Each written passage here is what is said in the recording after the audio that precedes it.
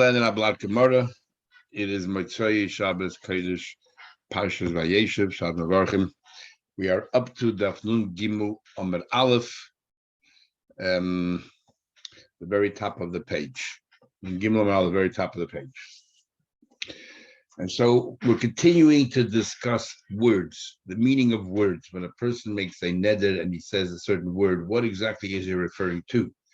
And it's not good enough to ask them what their intent is, because we need pivali by shavin.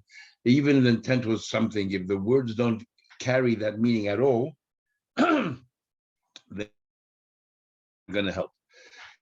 So we start here. We yesterday, milk, the relationship between milk and whey, the two consider two different things.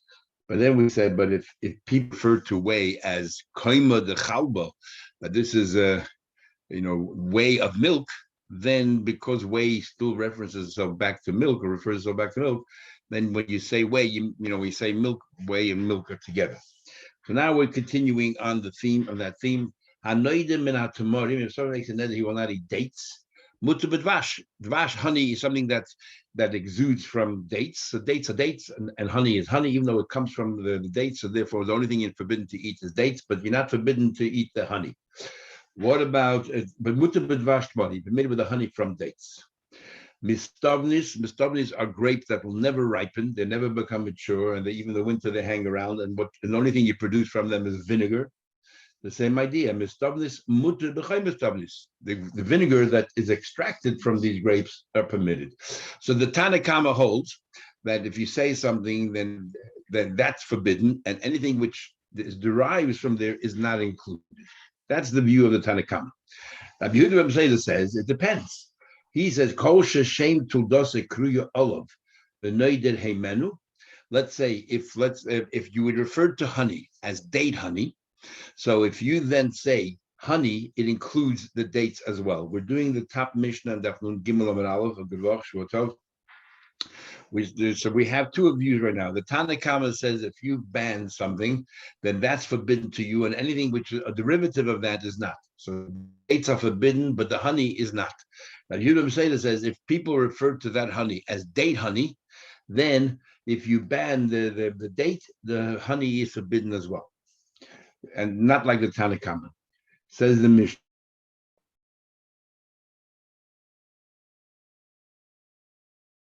Still do the Mishnah. You're forbidden from it, and also the Yaitse manner, that which comes from it. However, the Chachamim matirin, the Chachamim permit what? What exactly the Chacham saying? If they're saying that the honey is permitted, they're saying exactly the same thing as Tanna Kama. So the Gemara explains that Tanna Kama differs. In our version of the Gemara, it explains that Tanna Kama differs from Rabbi Yehuda in the following: that what happens, they're arguing in the case of stubness. So the Tanna Kama says stubness, you ban you to eat from these unripe, immature grapes that will never ripen. So you're not allowed to eat the grapes, but the vinegar that comes from there, you can. That's a Tanna Kama. Rabbi Yehuda Ben says that if people refer to that vinegar as a stubness, grape vinegar, the stubness vinegar, then when you say stubness, not only can you not eat the stubness, nor can you eat the vinegar. Come along the Chacham and say, in the case of stubness, we disagree with both of you, because we say stubness is something that nobody eats. And if something is nobody eats, why would you make a neder that I won't eat stubness? You won't eat it anyway. So obviously what your intention was the vinegar. So we're the thing that you're forbidding yourself to take part of is something that is forbidden anyway, which means you wouldn't eat it, and not forbidden, you wouldn't eat it anyways. There's no point in making a neder. So obviously you meant something else. You didn't mean just the grape. You actually meant the derivative. You meant the vinegar. So in this case, says the Chachamim, we hold matir, we hold the grapes itself are permitted, and the only thing forbidden is the vinegar. So according to Tanna Kama, the grapes are forbidden, the vinegar is permitted. According to Rabbi Yehuda Ben they're both forbidden, and according to Chachamim, only the vinegar is forbidden, but the grapes are permitted. And in fact, that's what the Gemara is going to say now. So Gemara has a question: Chacham Tanna Kama, isn't the Chacham Tanna Kama saying the same thing? Says the Gemara, no. Ikibana, there's a difference. Hadon Tani, we learned Klal Zed, this following rule. Amar Rav Shimon ben Elazar. Shimon ben Elazar said as follows: Kol Kol shedarka lechel, any food that you eat it. V'derech hayetzim mimenu lechel, you also eat what is extracted from that food. For example, you have the dates, people eat dates, and you also have the honey that's extracted from it, which people eat as well.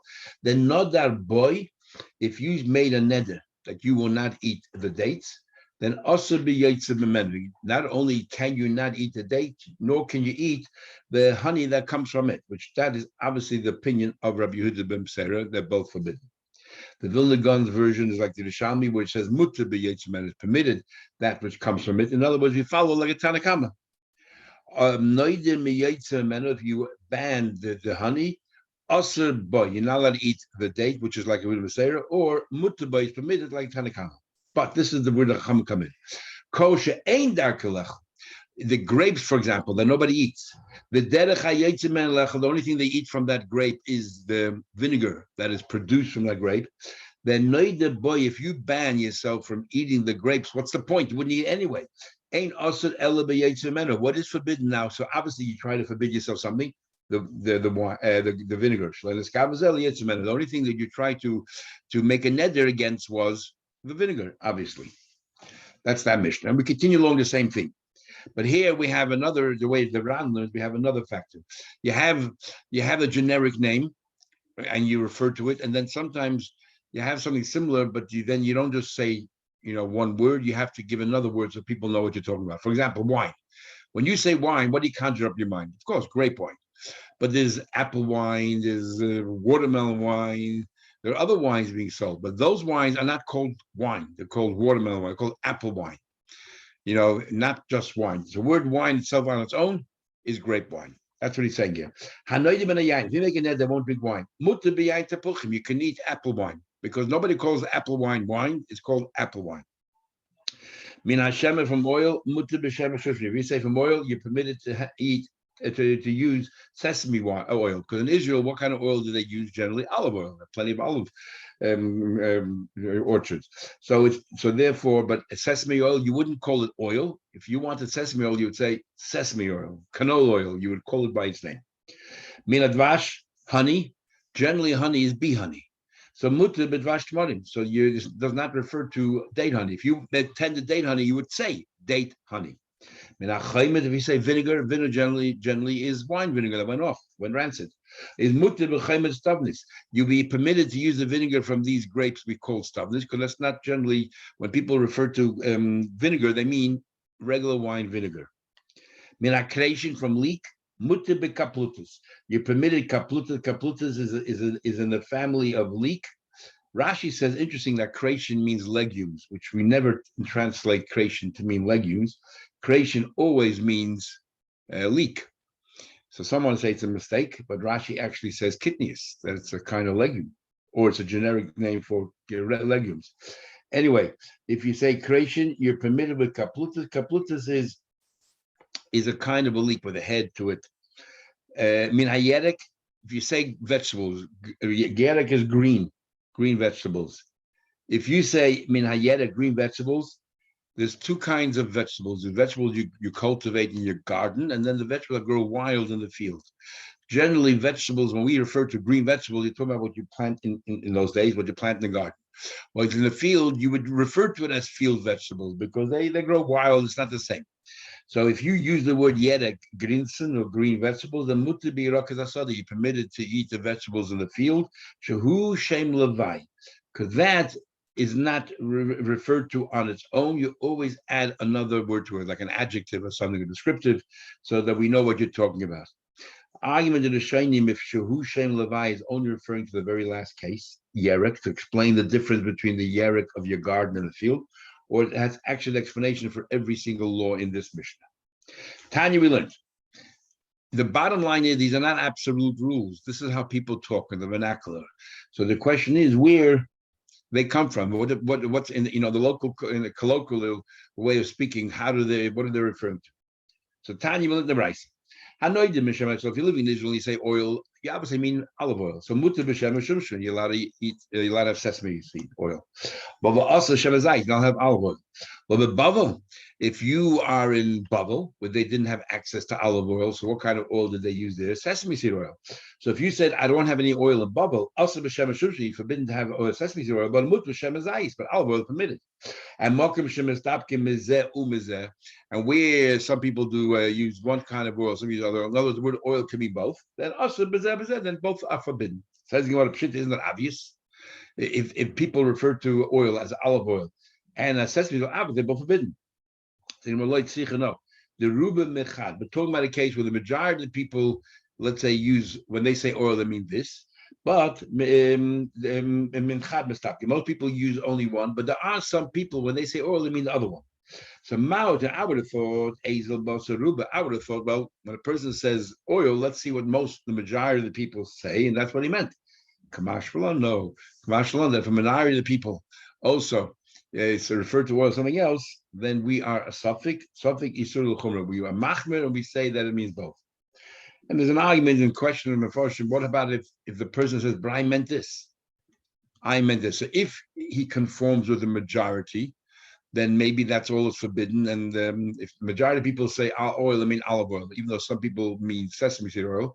If he says, what I meant was olive oil, then that's it. But what happens if he says, I meant, only sesame seed oil? But the majority, when they say oil, they mean olive oil. What happens then? Are both forbidden, or just, do we take his, his word the way it is, or do we say the word itself generally means olive oil, because majority of people use oil for olive oil, then maybe you're forbidden them both. It says we say green vegetables is talking about garden. But the problem is in Shemitah, you cannot cultivate your garden. You have to leave it alone. So any vegetables growing there will be wild. So when you said in the year of Shemitah, I won't eat vegetables, which vegetables were you talking about? Because there's no cultivated vegetables in your garden. So in the seventh year, where did everybody get the vegetables from the field? So if you said, I will not eat in the seventh year vegetables, what you probably were referring to the field vegetables. So any garden vegetables in your house that you left from last year, for example, you could eat because you never banned garden vegetables. As he says here, if you make a ban against vegetables, for the rest of the year, 6 years in a cycle, also because again, it's forbidden in the garden vegetables, the mutter, because it's permitted field vegetables. Or the shviz in the year of Shemitah, also the mutter but in the year of Shemitah, it's forbidden the yirakas hasada, the field vegetables, but you're permitted in the garden vegetables.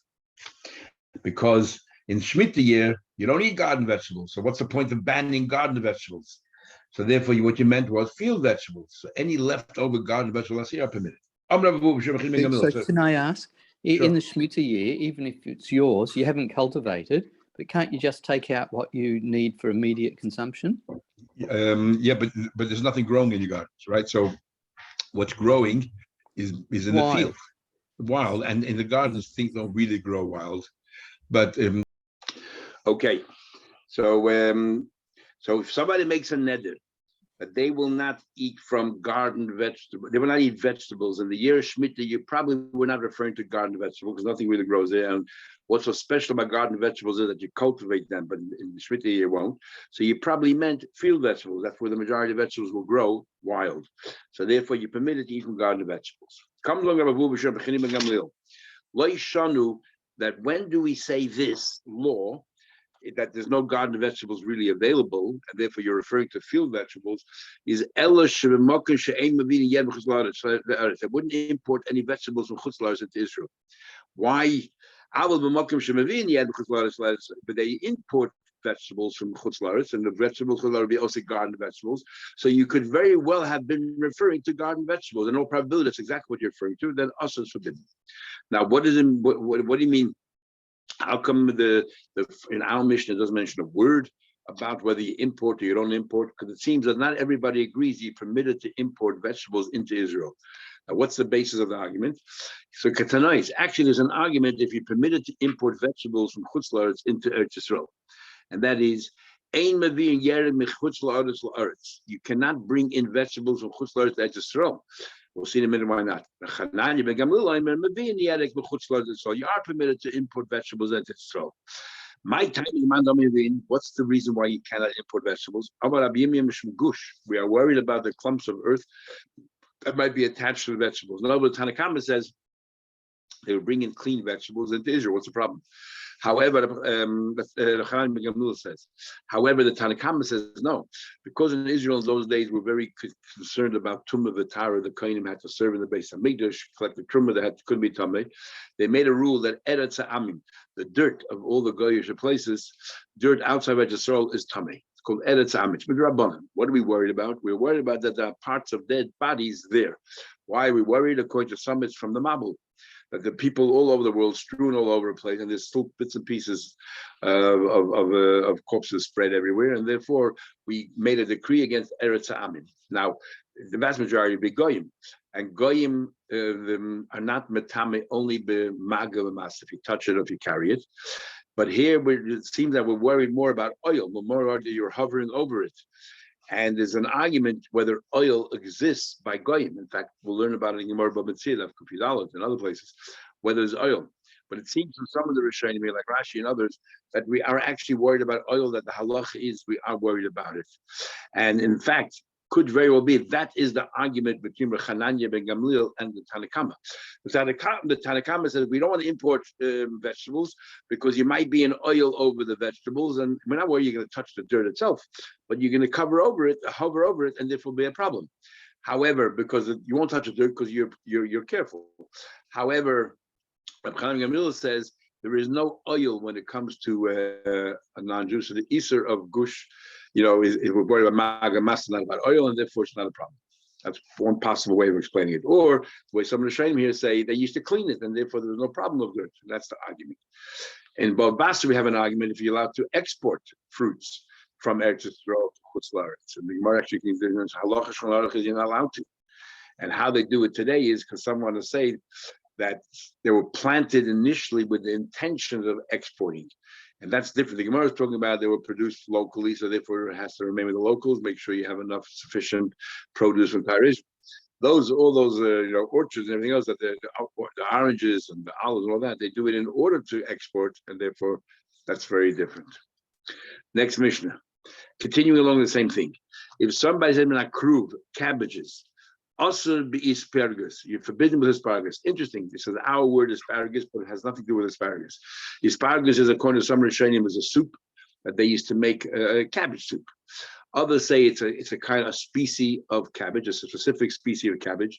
The Vilna Gaon brings it from the Yerushalmi that they used to take cabbage and soak it in wine, and that's basically what it was. And bottom line is, it's a very specific kind of cabbage. So if you say cabbage generally, it covers everything. So it includes the asparagus. But if you said, I make a neder from eating asparagus, mutzah b'kruv, you're allowed to eat regular cabbage. Min agrisin, if it's from a grit, broken up wheat, aser, for very coarse wheat, aser b'mikveh, it's also forbidden to have the soup, because mikveh basically is made up of different things, including a very heavy soup, but including brits.